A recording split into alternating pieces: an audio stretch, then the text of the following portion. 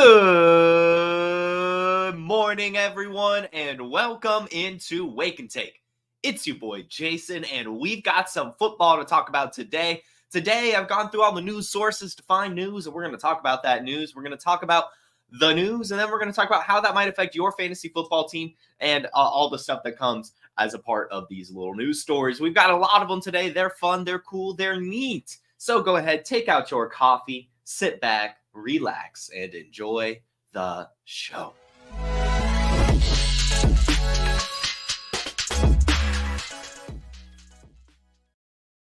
And welcome in, everyone. Glad to see you all this beautiful morning. Harry Snowman, Jamie, Jason, fantastic name, and of course, Jeremy Allsbrook, who has a fantastic message this wonderful morning. Happy Memorial Day to all. Shout out to veterans and families for making it possible for us to have the freedom to play fantasy football. Well said, Jeremy. Couldn't say it any better myself.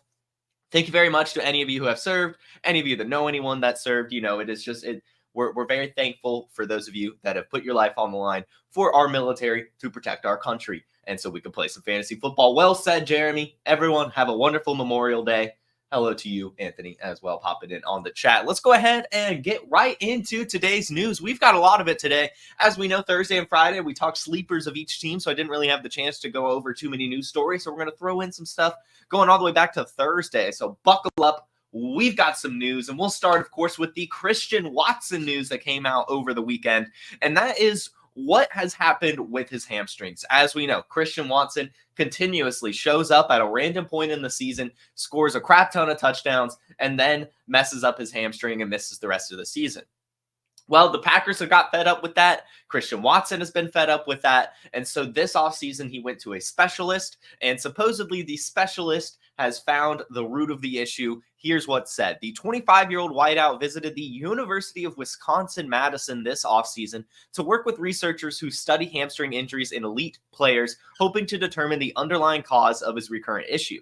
Watson said at OTAs this week that he learned much of his problem could be attributed to asymmetry in the strength of his legs.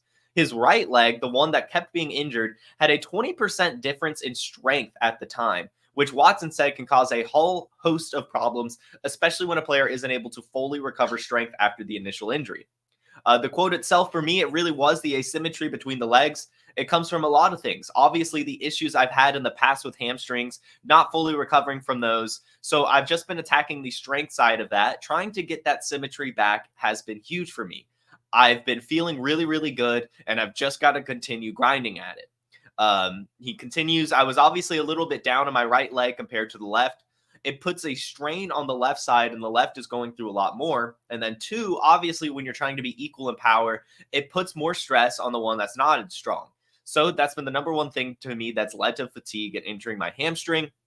And so that has been his number one goal this offseason, to eliminate the difference in strength. He said that his leg difference now is closer to 10% instead of 20%. So he has at least halved the strength issue with his legs, with his hamstrings, and hopefully can continue to get it down throughout this offseason.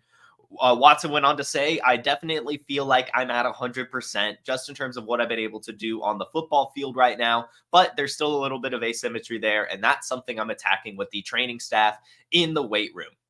So, I mean, I've got to say that to me is fantastic news. When you hear a player kind of understanding the ins and outs of their injury on top of specialists kind of identifying what the root of this issue is, it gives me some confidence. I'm really not going to lie. I'm already a big Christian Watson fan. And, you know, I've said this quote a ton of times now on this show. You're injury prone until you're not in this league. You know, every year it seems a player will be injured every single season. And then one year they're not, and they have an incredible year. Deebo Samuel, Christian McCaffrey, Saquon Barkley. I mean, the list goes on and on and on of players who were injury prone until they weren't. I really hope that's the case here for Christian Watson. We have seen the ceiling from him. It is just insane, the amount of touchdowns he can score in a short amount of time. If he's healthy, he is the alpha on this Packers team. And so like I've been saying, would be targeting Christian Watson in trades, in best ball, in anything that you can get your hands on this guy, because I do think at some point he will figure this out. He will be healthy, and he'll be playing and scoring us fantasy points more often than not down the line, and probably through the rest of his career. Because I mean, he's still pretty young as well. You know, he doesn't really have the COVID years that a lot of these other guys have. But yeah, Christian Watson getting healthier, at least, still a long way to go. But the difference in strength in his legs is down from 10 or 20% to now 10%, which is really good. And yeah, I mean, and it makes sense, right? Like we kind of talked about with the Achilles injuries, right? When a player messes up their Achilles, usually they kind of overcompensate their Achilles on the other leg, leading to kind of rupturing the other Achilles over time. And so that kind of makes sense that if you have one kind of weaker hamstring, that you'd be overcompensating with the other one, and so on and so forth. It all makes a lot of sense. So hopefully all of the sense that it is making can, you know, help us score some fantasy points with Christian Watson on our roster. So get him while you can, guys. Get him while you can.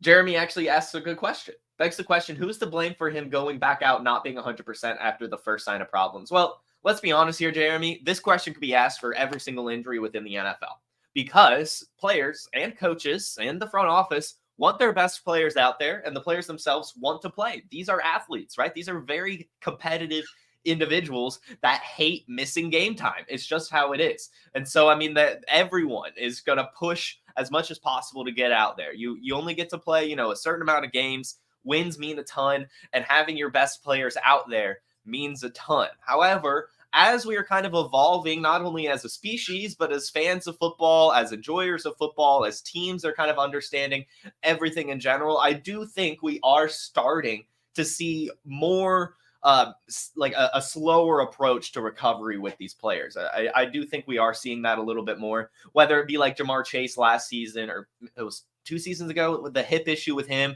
where he ended up like still doing the full 4 weeks of his short-term IR, but then actually staying a 5th week just to make sure he was 100% instead of 90%. Now that's going to change from player to player.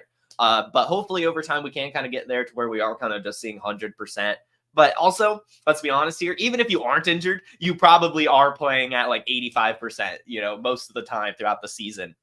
I think it was a Rob Gronkowski interview that just talked about, no, it was Kyle Pitts last year. Kyle Pitts last year was just talking about how part of the reason he was struggling so much in games was it was just so hard for him to go through the regiment of just an NFL season while recovering from an injury.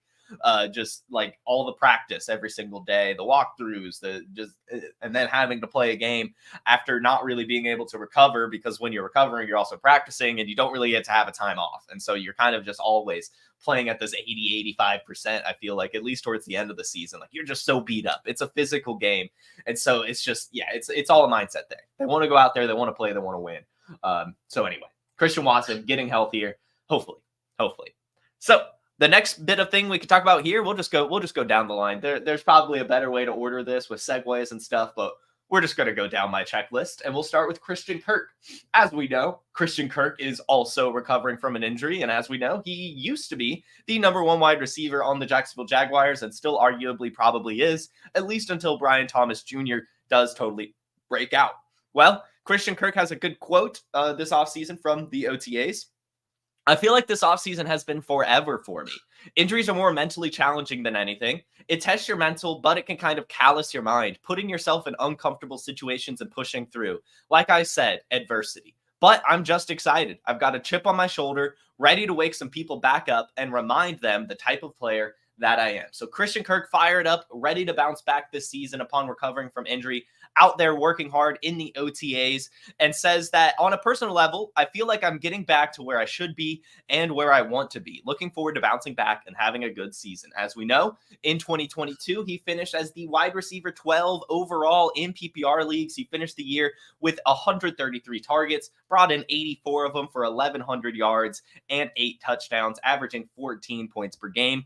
Last year was not as good, but of course he missed some games with injury. He had 787 receiving yards and 3 touchdowns and averaged 12.5 points per game in his 12 games. Again, I do say that I'm not totally investing in many of these Jaguars receivers. If I am, it's going to be probably Brian Thomas Jr. or Gabe Davis, as much as I like Christian Kirk. My main answer here when attacking the Jacksonville offense is just getting Trevor Lawrence. I do think that Trevor Lawrence is undervalued right now. They're obviously upping the offensive line. They're bringing in all these new weapons for him. I just think that Trevor Lawrence is a bit more of a value right now than the wide receivers. As much as I like Christian Kirk and do think he has the ceiling, I do still, as I keep saying, view this Jacksonville offense as one that spreads it around a bit too much. Evan Ingram has spike weeks. Christian Kirk has spike weeks. I'm sure Gabe Davis is going to have some spike weeks. I'm sure Brian Thomas Jr.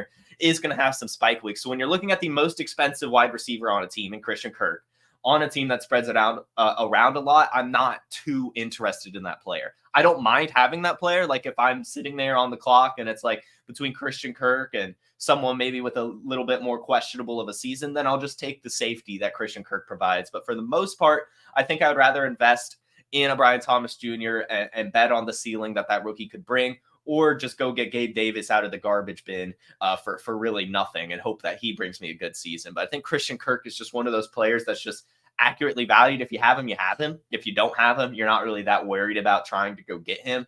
I'm not upset if I roster him, but I think he's just fine. And that's a good thing, right? Like we need those consistent players on our roster, and hopefully he can get back to that. Again, he was the wide receiver 12 in 2022. So if he does get back to that, which I don't really think he will, he's a value. I just think, for the most part, I think he's going to find himself about more where he was, where he averaged the 33rd most points per game last year with 12.5.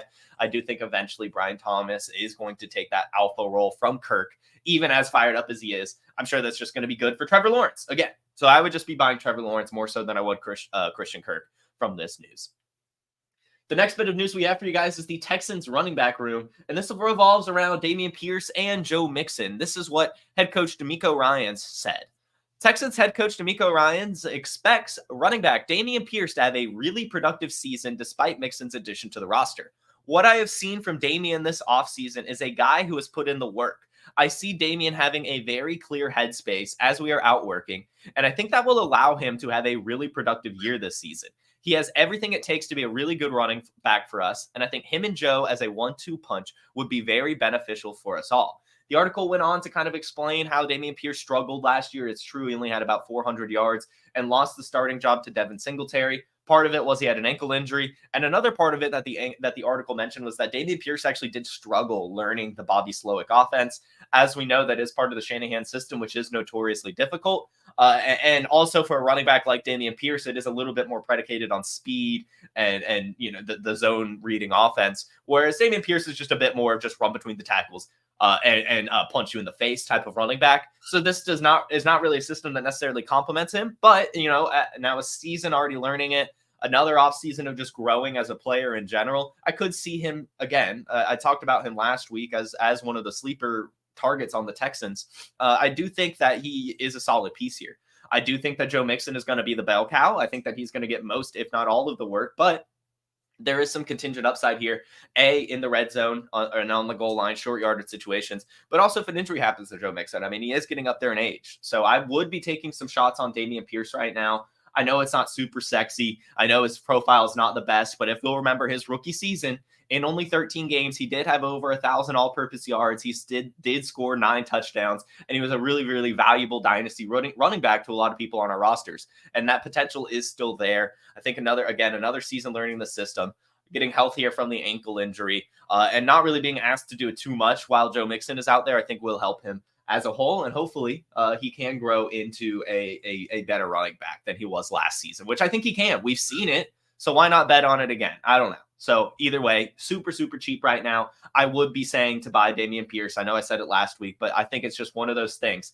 I say this, really, it's okay at the running back position to just crash and burn. You can screw up, especially cheap ones. Like there's other running backs out there. Take some shots. If they fail, they fail. Take another one. This one in particular, a super cheap shot. You might as well take Dameon Pierce on it's the Texans offense we're talking about here. Get as many pieces as you can. Super, super cheap. I like it. Get some Dameon Pierce looking good here. I mean, good news from DeMeco Ryans. I like hearing all that stuff. So anyway, the next bit of running backs we can talk about is actually the Cleveland Browns. And this mostly revolves around Nyheim Hines. So it's not like any of you really care. But this does also kind of talk about Nick Chubb a little bit.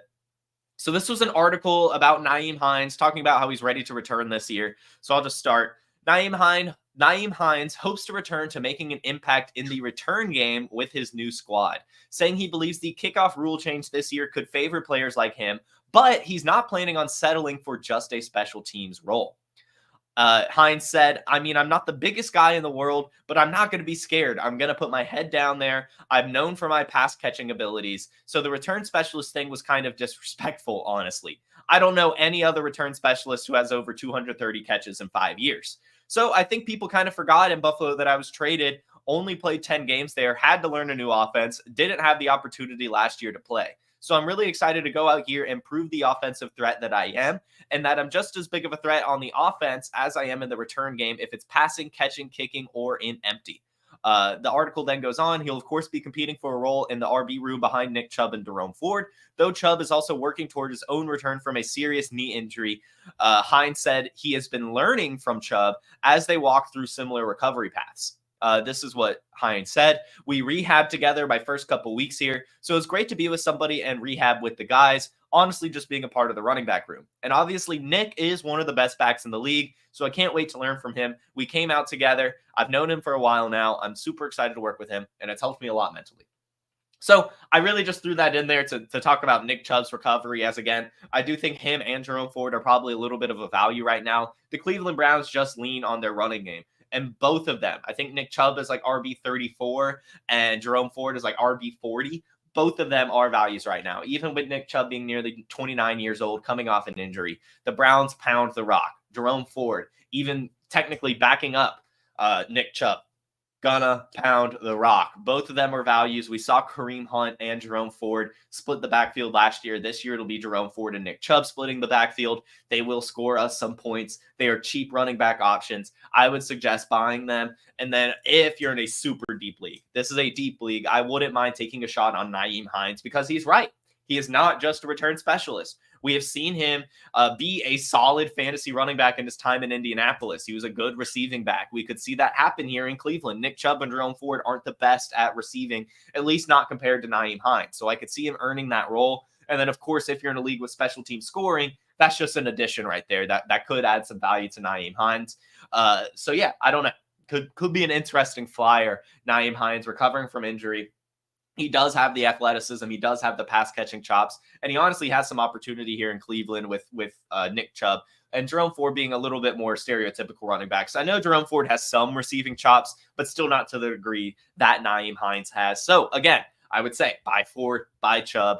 And then if you're in super deep leagues, I guess Nyheim Hines could be interesting if there's some special team scoring. Or if it's PPR. I could see him earning a little bit of a pass-catching role. So anyway. That is the Cleveland Browns. Staying within the AFC North, we can talk some Joe Shiesty Joe.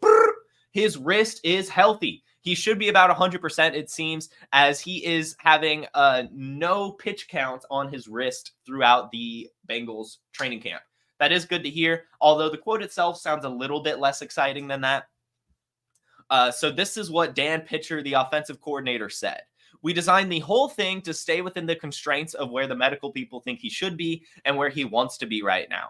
Nobody is sitting there with a special pitch counter, but we've been smart in how we put it together. So, yes, they aren't necessarily limiting how much they are throwing him, but they did structure the training camp in a way to where Joe Burrow would not have to overexert himself. So it's kind of it's like good, but also less good at the same time. So I would put it, if I had to put a percentage, it sounds more like Joe Burrow is like 80% right now, which is not bad. That is not bad at all. It sounds like he's basically healthy, but still has a little bit longer to go. And they're just going to ease him in through it throughout this offseason. Nothing bad enough to hold him back, but it seems that the medical staff still wants to kind of take their time here. However, Joe Burrow did say that he is encouraged by his throwing and work overall. And then Dan Pitcher also went on to say that Joe Burrow has all of his range and power. So things are sounding good here for Joe Burrow, getting on the healing train. I honestly would say you could buy Joe Burrow in Superflex leagues or in single quarterback leagues.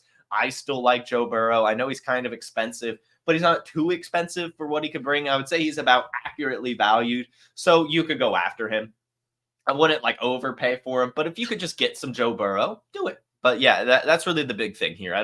It just sounds like he's a little healthy. And I do think once we see him playing again, his hype is going to bring him back up. But also, I keep saying this, the quarterback value market right now in Dynasty is pretty firm. Like, I don't see Joe Burrow going up much higher, really. So it's a little tough. But I also don't see him dropping much lower either. Like, he's still obviously like a top 10 quarterback in the league. And if you could get a quarterback like that on your Dynasty team, it's probably a good thing, especially the one throwing the ball to Jamar Chase. So anyway, Joe Burrow looking healthy for the most part. Let's see. I see some chats here. Looks like it's a question, so I will get to that at the back of the show. But thank you guys for engaging in the comment section.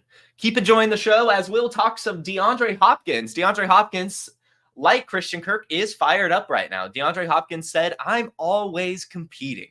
Anytime we get anyone who's a number one wide receiver, my mindset is to go out and out-compete them, outdo them. I've always had that mindset. Kobe Bryant being my favorite athlete of all time. Anytime I get a chance to compete against anyone, I'm trying to outcompete them, and that's only going to make the team better. I think this is one of the best wide receiver groups I've had the chance to play with.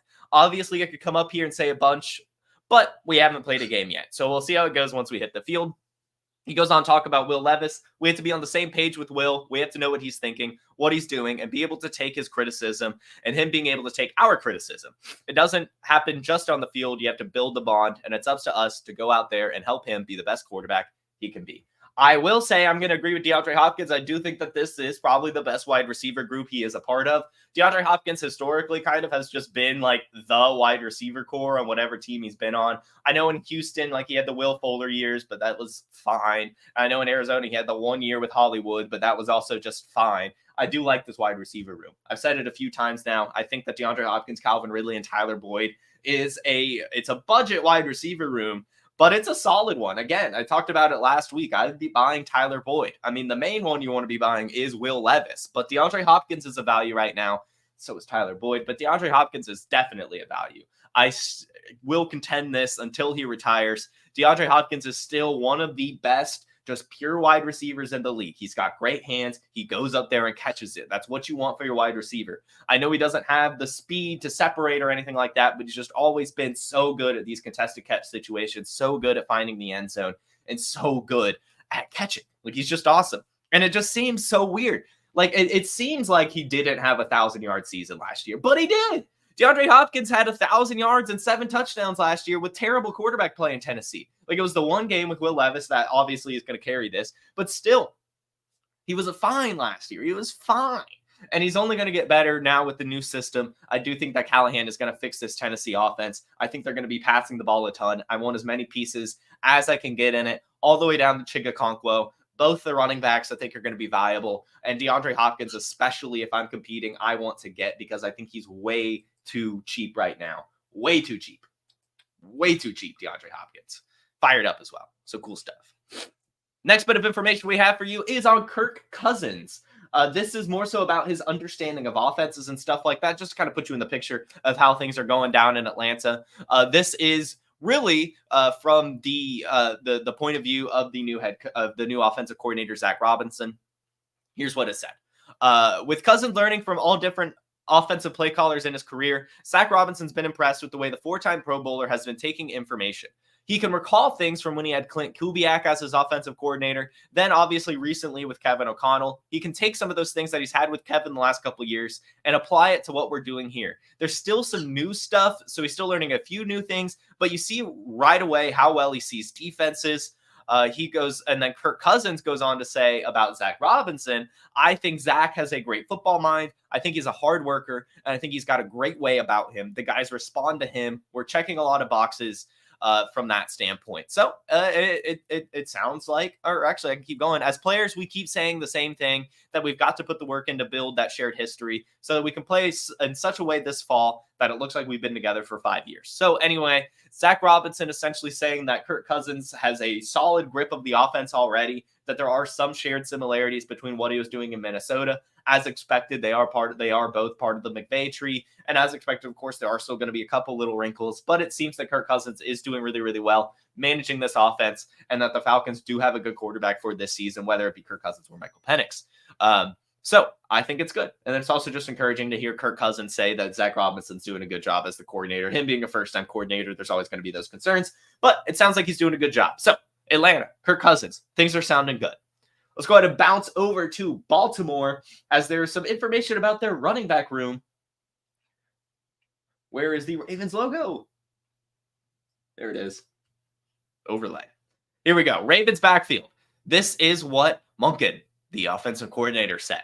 I know this. If Derrick Henry carries it 300 times, we're having a hell of a year. It means we're running it a lot. It means we're up in games. We want him to finish. We want him to be the closer. So, sounds like they want Derrick Henry to go out there and be the Derrick Henry he kind of always has. But they do still kind of have the, because, you know, there's a lot of ifs in this quote. It also sounds like that might not necessarily be the case. Like, they want him, obviously, to go out there and run the ball a ton. But they also understand that that might not be possible given their offensive structure.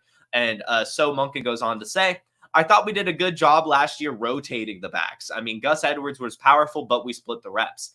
Now we had Keaton Mitchell who came on, and we had Justice Hill and those guys, but I still anticipate the same of using all of our backs and trying to put them in the best position to be successful.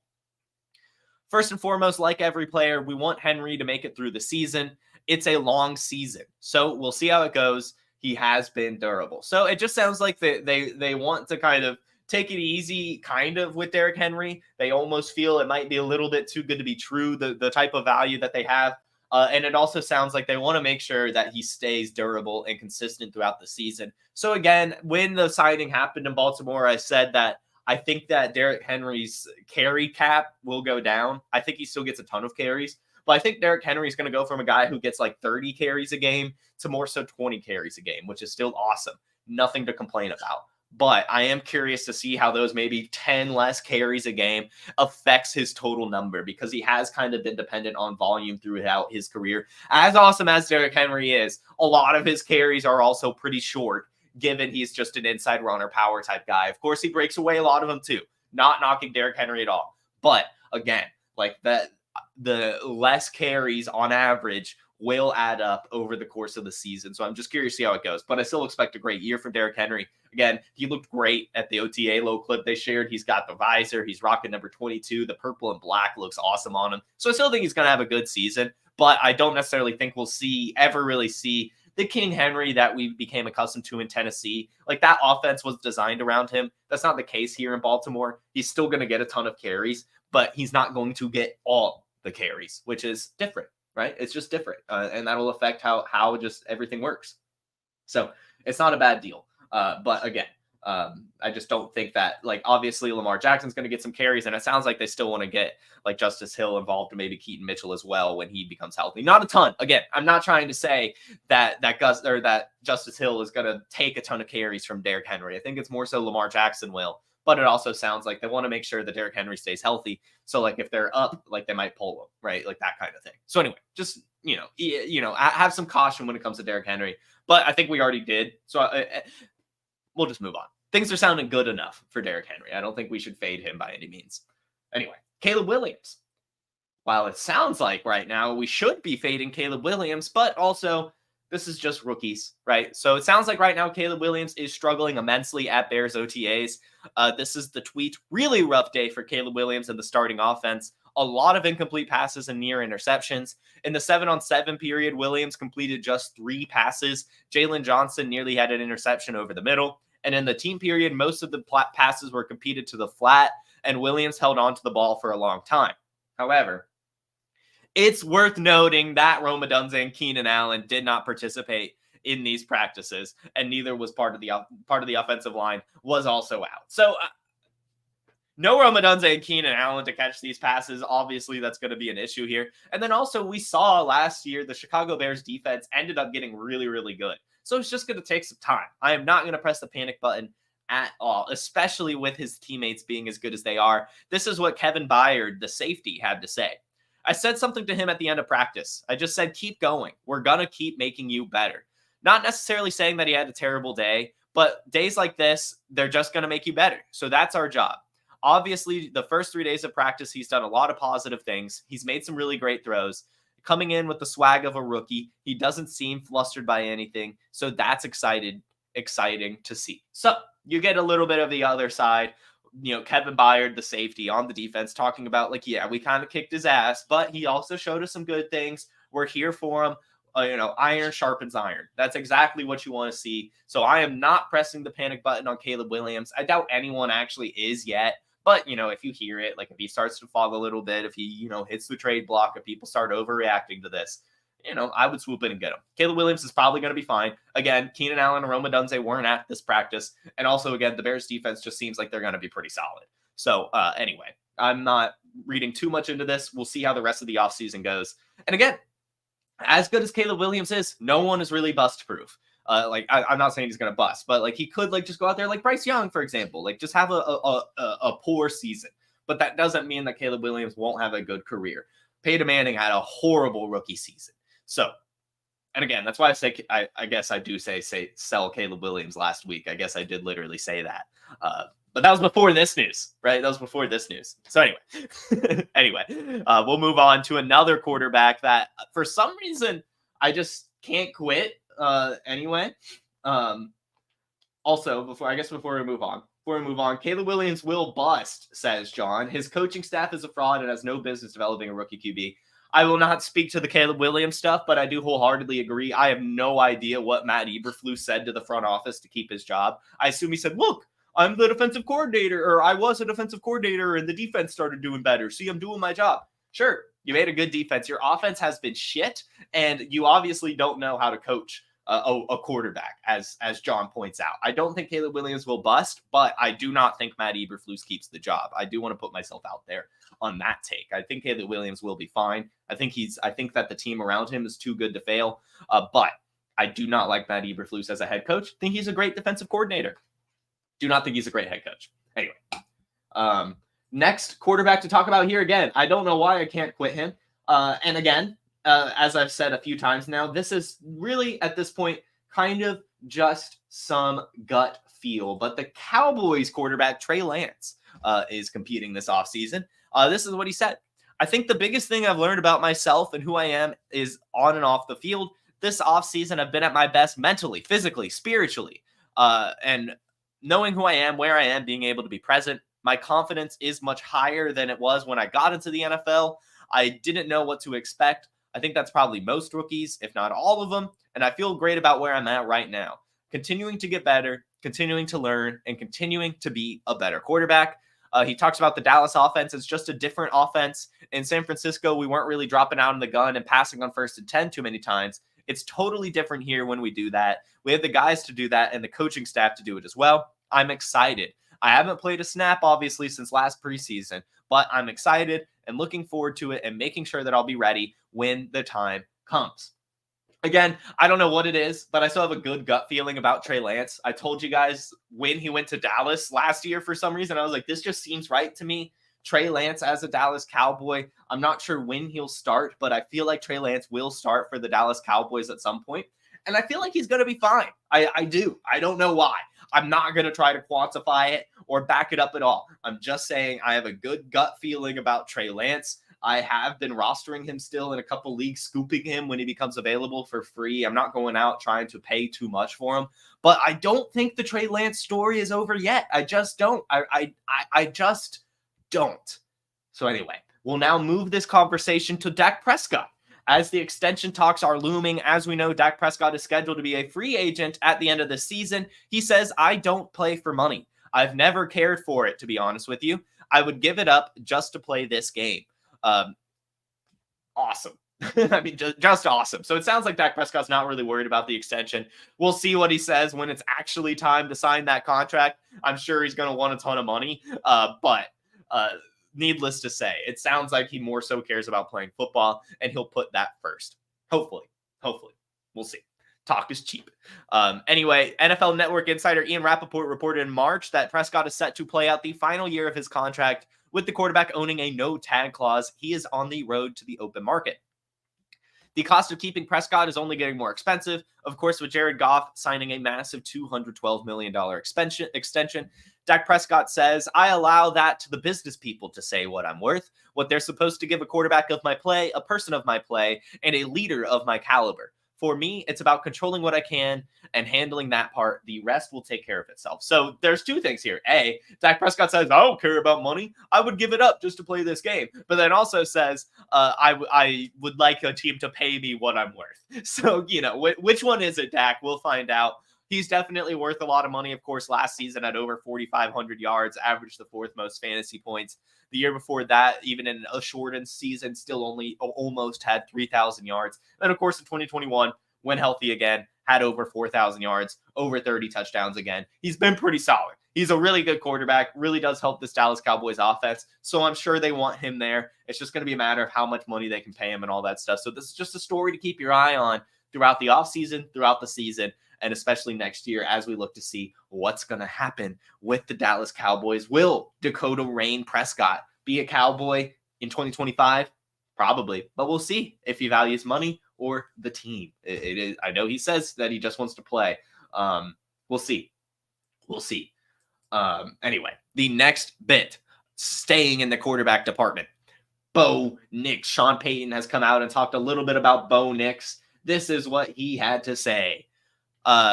Sean Payton doesn't have any particular stance on sitting or playing a rookie quarterback because he believes it all depends on the situation. There is no incumbent starter nor a true veteran. I think some of it is a byproduct of what you have in the building, he said. If you have a starter in the building, then that's the path you go. Then sometimes you don't have that luxury, and that's the path you have to go. A lot of it is dependent on the quarterback and his mental makeup. So I think it just varies. When you look at the Packers, they had Love sitting behind Aaron Rodgers, but then Rodgers, who sat behind Brett Favre, they had the luxury, but it's dependent on the roster.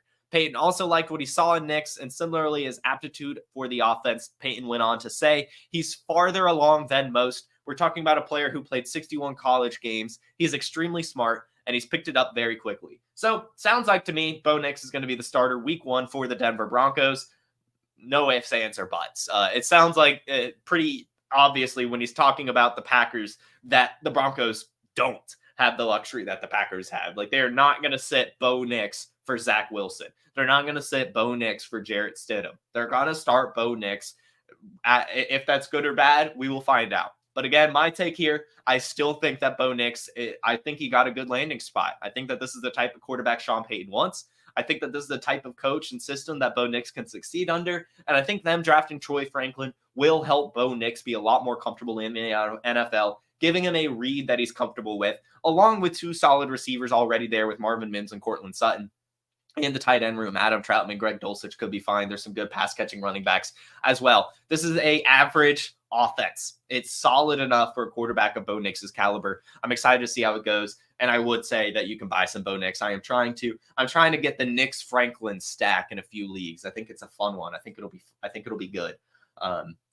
So the next bit we have to move on to is the Bills wide receivers, as Josh Allen has said some stuff about them that I think it's important to note. Speaking Thursday on NFL Network's The Insiders, Josh Allen said he believes Keon Coleman's playmaking ability is a perfect match with Buffalo's surrounding cast heading into the 2024 season.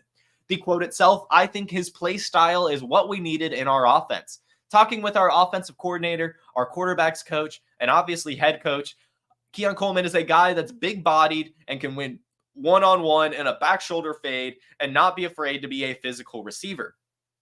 I think you compare him with some of the guys we have in our room right now.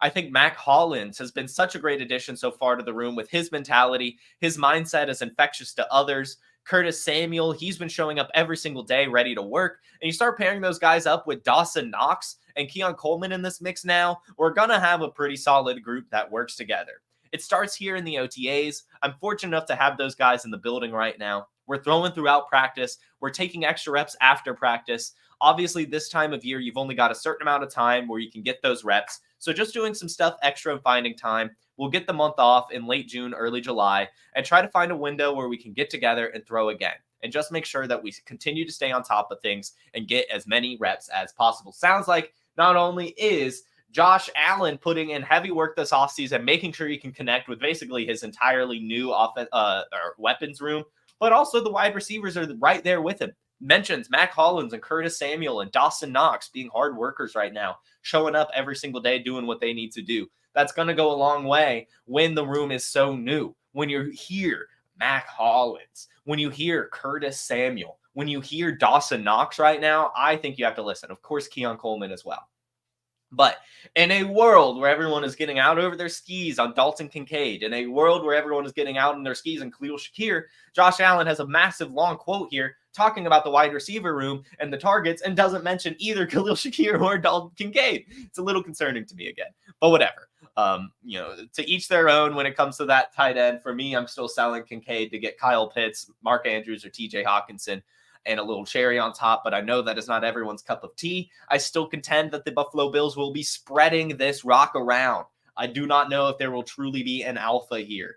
One could establish themselves as such, but I think it is much more likely that a bunch of different wide receivers are out there catching passes, and Josh Allen is slinging it like the cowboy he is and running wild, chucking it, throwing with touchdowns to Mac Hollins in week 3 and all this stuff. So anyway, I think that I am taking shots at as many Bills weapons as possible because I'm not sure which one it's going to be. And I think they all have a decent chance as down to Mac Hollins and Dawson Knox even to be good. This is a high-powered offense, and there's going to be touchdowns, and it can be anyone. Anyone can score touchdowns in the NFL. It doesn't just have to be the star. It can be Mac Hollins scoring touchdowns for the Buffalo Bills. The next bit of news we have for you, speaking of the Bills, we can go with the Giants, the Bills of New York, the other Bills of New York, if you will. And this is a little bit of information about Daniel Jones. So I'm just going to lean into it. I think it's hilarious, really. I do think the Daniel Jones stuff is hilarious. I really do. So I'm just leaning into it. This was not a mistake purposefully. Daniel Jones is being eased into this New York Giants offense. Head coach Brian Daboll said the Giants are still taking it slow with the quarterback coming off injury, keeping him out of full team drills. Brian Daboll went on to say he looks good. We're not putting him in the team stuff, but he's making progress in 7-on-7s. We're taking it day by day, seeing what he can do more and more. And then once he does more, we'll put him in more. Daniel Jones went on to say, it feels good. I felt good out there today. Just getting back into the swing of things and playing football against the defense. I thought it was good. Continue to kind of progress. Rehab process has been smooth up to this point. It feels good doing all kinds of stuff. So again, Daniel Jones just recovering, getting out there. Offense working on him. Again, he's probably going to be the starter out there for week 1 for the Giants. So he's a decent value in Superflex, but we still, of course, do have the concerns. We have seen the ceiling from him, but we have more often than not seen the floor from him. However, we now finally have a little bit of a better offensive line. We now have a new actual true weapon in Malik Neighbors. Things could be better this year, as we'll come to find out. But as Jeremy says, lock is a lock. I don't think we should be sleeping on Drew Lock either. I 100%. If you trade for Daniel Jones this offseason, go trade for Drew Lock as well. I'm just going to leave it at that. As Anand Naduri has pointed out on the decision point, Daniel Jones' situation could become grossly similar to Russell Wilson's situation last year, where even if he's playing fine, he could still get benched as Daniel Jones has a massive injury guarantee in his contract.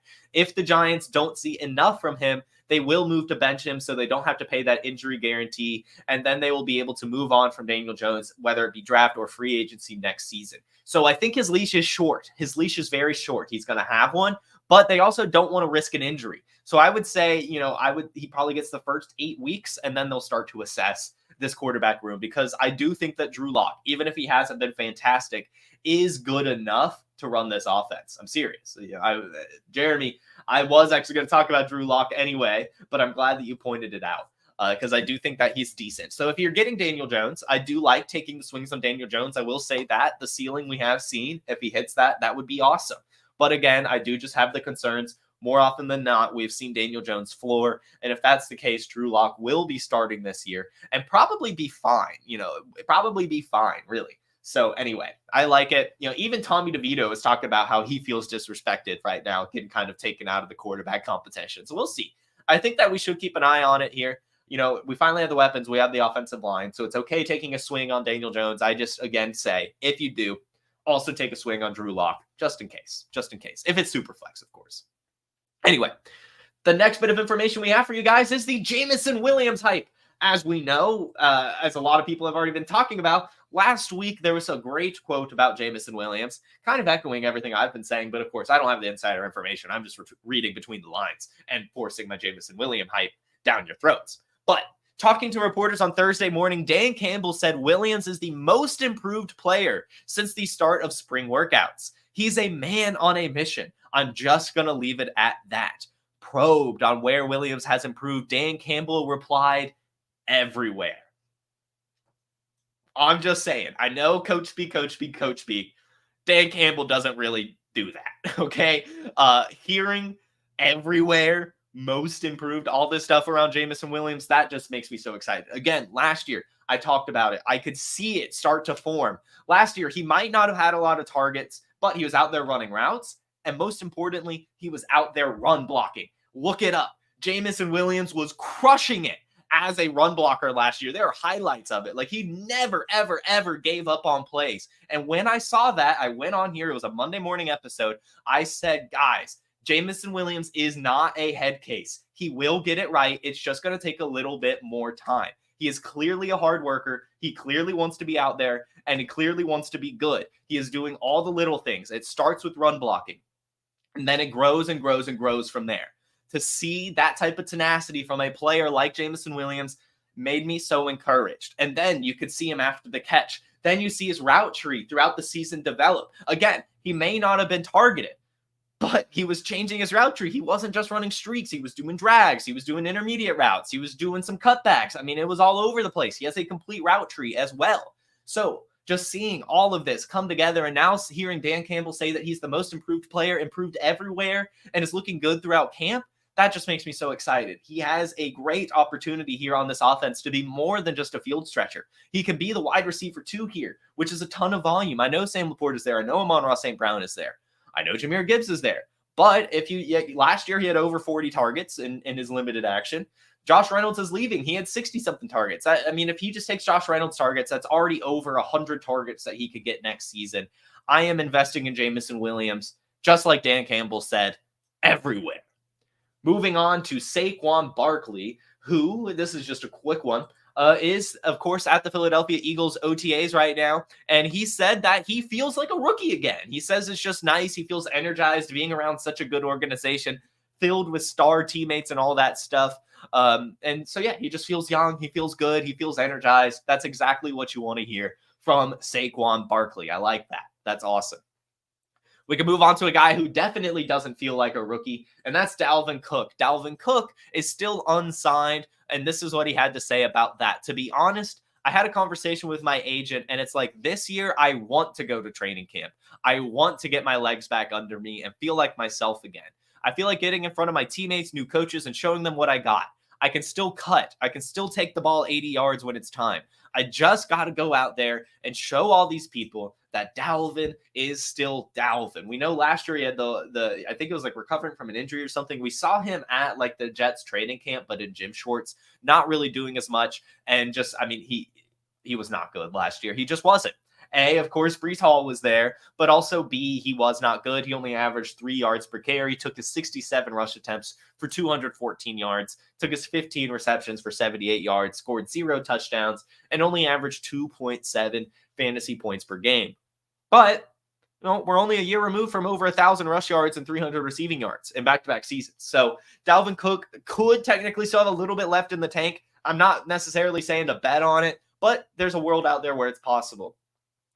And there are still some teams that could use a running back like Dalvin Cook. Like, he could go to the Cowboys, for example, and have a little bit of a duo with Ezekiel Elliott. So I'll say this: if you're in a deep league specifically and Dalvin Cook is available, put him on your roster for the offseason if you have the room. If you have the room. I am not saying to go trade for him or anything, but there is a potential here to where he could get signed somewhere. He gets a little bit of an uptick value. You could either choose, if you like the landing spot, to keep him, or if you don't like the landing spots, maybe sell him a little bit based off height, maybe get another handcuff running back or something like that. But I think that there is going to be a Dalvin Cook signing, it seems, at some point, and we might as well go ahead and roster him before that happens. That's really going to be my only tidbit there. But yes, even Sick Nasty agrees. I think Dallas does need to go out there and get him or Khalil Herbert. I think that it would be fine.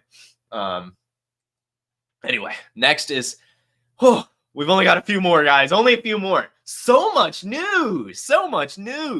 Next, Andy Reid. This is Andy Reid's quote on Rashee Rice. What did he have to say? It was funny. He was kind of grilled just about the Chiefs' offseason issues in general. He was asked a lot about Harrison Butker. I don't feel like getting into that. That has nothing to do with fantasy football. So we'll just talk what he had to do with Rashee Rice, even if I don't really agree with Butker said. This is what Andy Reid had to say about Rashee Rice. Let's see. Specifically, he was asked during his media availability at Chiefs OTAs on Wednesday what step he takes to ensure players are making smart decisions outside of the team facility. Reid said, obviously, just stay in touch with them and you can communicate with them before they leave and make sure they take care of business. Sometimes things happen and you've got to work through that. Rice is currently participating in the Chiefs offseason workout program, and quarterback Patrick Mahomes said during his availability on Wednesday that a key right now is trying to teach Rice how to learn from his mistakes. Obviously, that was a big mistake, but you have to learn from it. Make sure it doesn't happen again and try to do whatever you can to be the best person you can, not only for yourself, but the people around you. I think he's doing that. Right now, we're going to keep doing whatever we can to get him on the right path so that he can be a great football player, obviously. But we want him to be a great person too. So sounds like the team is at least rallying around Rashee Rice, which is what you want to hear. Again, still a knucklehead issue, what happened. But also, again, I'm not a lawyer. I have no idea what's going on. And I really don't want to try to speculate too much when it comes to Rashee Rice's situation. I think he'll definitely be suspended, but I don't know when, don't know why, don't know how long, all of those things. My speculation, if you are to ask me, is still probably an 8-game suspension or something like that. And more than likely next year, as we've kind of learned from the NFL. But things can change again. If this gets hot, if he immediately hits trial, which is probably not going to happen. We have the world's slowest legal system. Then I could see it ramping up to where the suspension happens. But as we know with the NFL, they take the wait and see. They like to see what the legal system does first. So I think we just have to let that play out. I think that you should be capitalizing on Rashee Rice's value right now, especially I'll say in weekly winner best ball leagues. He has the same ADP in weekly winner underdog drafts right now, and I think that that's a mistake because he's not going to get suspended for the entire year. I would be surprised if he gets an indefinite suspension from this. I think if that were the case, it would have already happened. So I think you definitely need to be taking him at least in weekly winners. I could see the argument to fading him in season-long contests, but when it's a week-to-week contest, Rashee Rice is going to be out there, and he's probably going to have some big weeks, and you could get him around the range of Ladd McConkey, for Christ's sake. So Rashee Rice, I think, definitely needs to at least be drafted in weekly winners right now. And if you can get him for a discount in Dynasty, I would be doing it as well. I think we are at the low point of Rashee Rice's situation right now, at the very least. So anyway, that's my Rashee Rice take. We will now move on. We've got, it looks like 2 more stories, 2 more news stories. Bear with me here as we talk Anthony Richardson. Anthony Richardson has come out and talked about his play style and also just where he's at right now. Here's the quote. I'm more comfortable with the offense now that I have a year under my belt, not a year of playing, but just being in the meetings every day, studying all the time, coming here early in the morning, meeting with Shane. That's something I take pride in because if I know the offense inside and out like Shane does, then I think we're going to be unstoppable. I've just got to keep perfecting and just keep trusting myself and trusting the offense. Richardson, having finally ramped up his throwing, says he's all the way back. Now I kind of feel like myself again, throwing 60-plus yards. Hopefully I can keep it loose and keep going like that. Asked Wednesday whether he's considered altering his game and his play style, Richardson shrugged off concerns about his durability. I don't think there's any way I could have avoided what happened to me, Richardson said, referring to his season-ending injury. Just a regular routine tackle. I tried to brace myself for the fall, but my shoulder did what it did. There's nothing I could do about it. Changing my game and my play style? I don't feel like there's anything wrong with my play style. People see me. I'm a big quarterback, so they always think, oh, he wants to run the ball all the time. He wants to be physical, and that's what's going to get him hurt. But that's not the case. The times I did get hurt, the one time, the one concussion, that was me because I slowed down. You're not supposed to slow down. Everything else, it happened because we play a dangerous game, and there's just nothing I can do about that. But changing my play, I don't think I'm going to change it. But I will be smart, knowing when to get the extra yards and when to not. I feel like I know how to do that. It's just I have to do it at the right time. I don't know if I'm going to change the game, but I will be smarter. That's all we can ask for, I guess. It starts off poor, how he just says, I don't think anything's wrong with my play style. Something's a little bit wrong, Anthony. You are a bit aggressive. You do kind of run into contact. So I think that should change. It also sounds like he kind of understands that at least a little bit. So we'll see. I, again, do think that Anthony Richardson easily has the ceiling to be the number one quarterback in fantasy. Easily. Not only does he have the weapons, he also has a really good coaching staff and a solid offensive line in a competitive division on a high-powered offense. Like, it checks all the boxes for a good fantasy quarterback, especially being a Konami code one. But that means shit all if you get hurt all the time. So I just hope that he is going to slide more. I hope he is going to avoid contact more. And I hope he is going to play smarter. But I also hope that he also is still very electric. And so if there's a happy medium, that's awesome. And I'm sure that Anthony Richardson and Shane Steichen are working to find that. It sounds like Anthony Richardson, at the very least, has been a studying maniac, not even just last season, but this offseason as well. And that will take you very, very far. That's something we talked about last year as well. When Anthony Richardson was a rookie, we talked about how it was funny. He gave credit to Kyle Trask in his time at Florida, had said that Kyle Trask is where he learned how to study from. He said Kyle Trask was just a huge book nerd, essentially, always studying the playbook. And him and Trask just bonded over that at their time in Florida, always studying the playbook together. And now he's brought that to the NFL. So we've always known that Anthony Richardson is huge on studying the playbook and all that stuff, but it's just good to hear it again. Good to hear that he's just going in early to get extra meetings with the head coach. It's just good stuff. So hopefully he is going to play smarter next season, because I want to see Anthony Richardson at his ceiling. I really do think it could be something special. And our last bit of news, guys, revolves around the Seahawks' Geno Smith. Geno Smith has spoken on Ryan Grubb's Seattle Seahawks offense. Very impressed, man, Geno Smith said of Grubb's offense.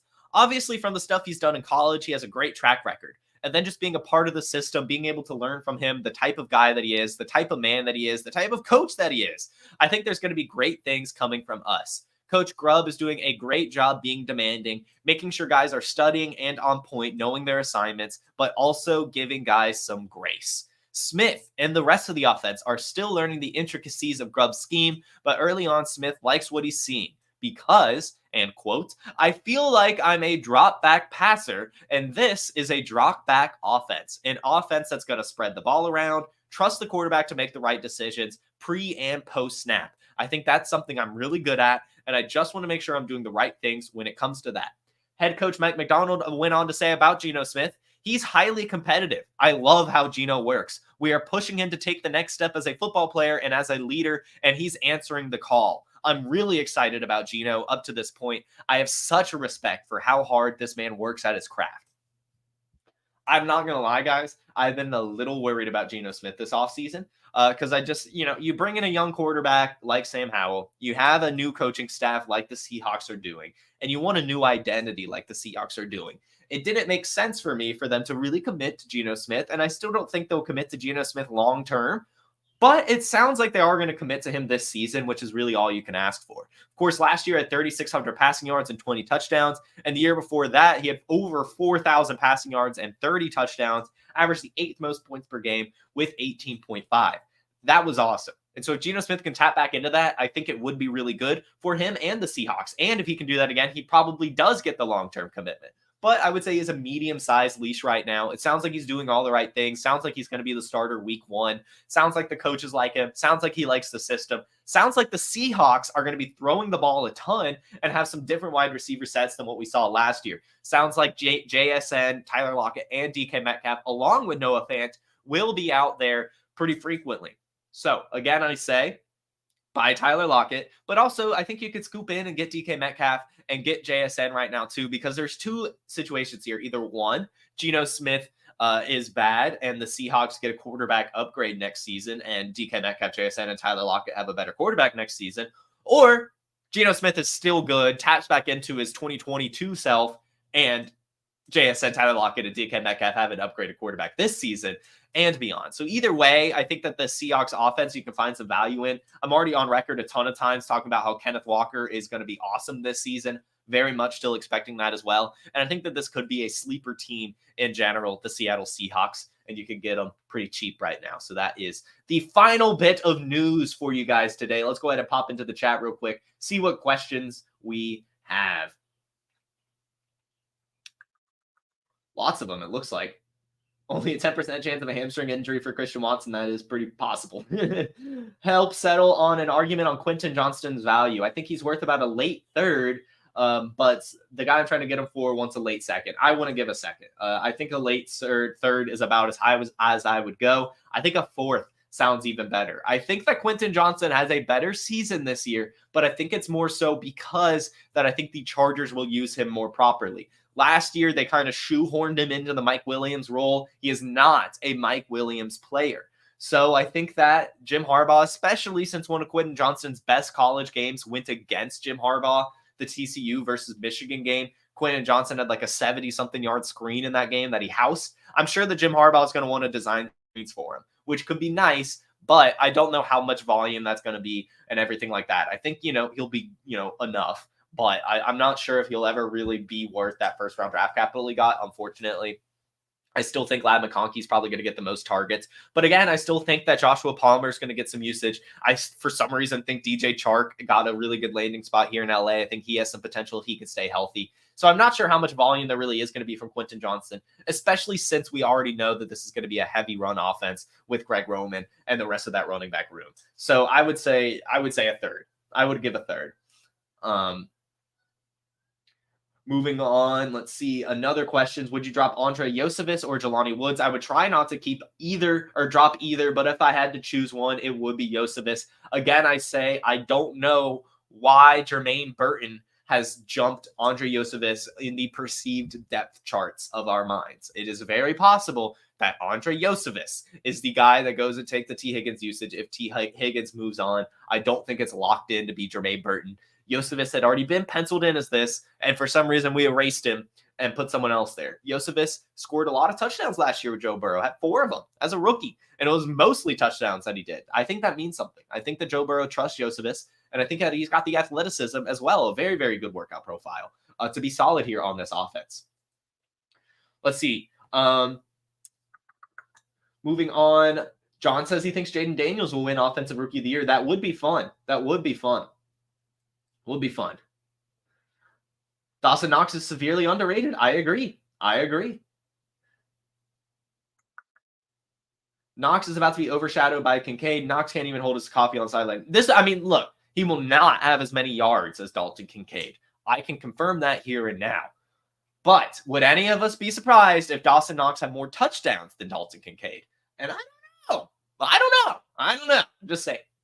Harry Snowman says, Jason is always early. Now you're on time. I think I am definitely always early. Watch it. Everyone here, watch. Ryan Flournoy will break out in 2025 instead of 2024. I feel like I am early. Last year, just huge on Pickens, Woods, J-Mo, whatever. now this is the year. Thank you, Harry Snowman. You love my eye for talent.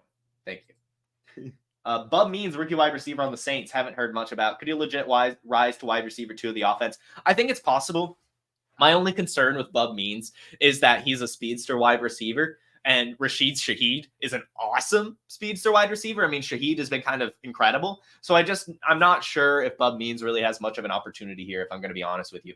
But I do think he could be fine, right? Like if Rashid Shaheed got hurt, for example, then I could see Bub Means earning a big role. And it's possible maybe he beats out, what's his name? Who was that guy? I can picture, I know what he looks like, and I can't picture his name. A.T. Perry. That is possible that Bub Means beats him out. But in terms of being the deep threat on the offense, I think that's still going to be Shaheed. So I'm not too into Means, but I am rostering him in a couple spots just because he was available, and I don't mind taking the swing.